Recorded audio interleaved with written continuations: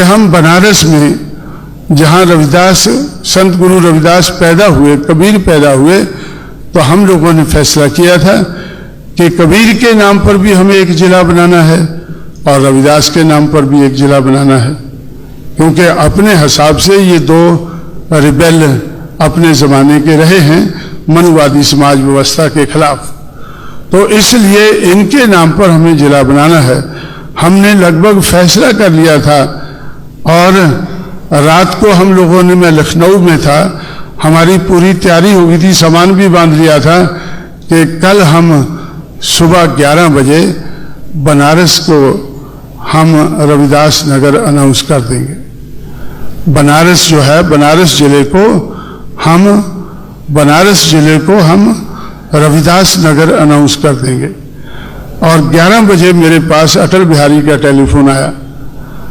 उन्होंने कहा कि भाई हमें पता चला है कि कल आप लोगों ने तैयारी की है और बनारस को आप रविदास नगर बनाने जा रहे हैं। तो मैंने उनसे कहा कि हाँ बात तो ठीक है, लेकिन तेरे को कैसा पता चला भाई? क्योंकि मैंने मायावती से कहा था कि ये कैबिनेट में नहीं आना चाहिए, जो भी हमें काम करना है वो कैबिनेट में नहीं लाना है, करने के बाद दूसरे दिन कैबिनेट से अप्रूव कराना है। और कैबिनेट में बीजेपी के भी लोग थे, लेकिन वो कड़वे घूंट पीते गए और अप्रूव कराते गए।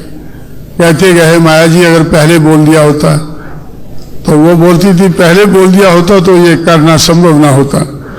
तो इसलिए हमने सोचा था कि दूसरे दिन कैबिनेट से अप्रूव कराना है, लेकिन उधर की जो तैयारी थी हमारी बनारस की, उसको देखकर उनको लगा, पंडों को लगा कि भाई ये तो कोई बहुत बड़ा हमारे साथ धोखा होने वाला है। तो पंडे जो है वो अटल बिहारी के पास गए कि अगर बनारस का नाम ऐसा हमें लग रहा है कहीं या तो रविदास नगर होगा या कबीर नगर होगा, दोनों में से कुछ होगा, तो अगर ऐसा हो गया तो पंडे या ब्राह्मण बीजेपी को कभी माफ नहीं करेंगे, बीजेपी को कभी माफ नहीं करेंगे, तो इसलिए आप रोकना चाहिए।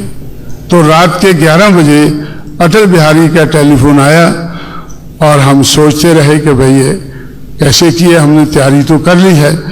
तो इसलिए हम लोगों ने उधर जाकर बनारस के 3 पार्लियामेंट की सीटें थी, 3 में से एक को तोड़कर उसका नाम हमने फिर रविदास नगर रखा।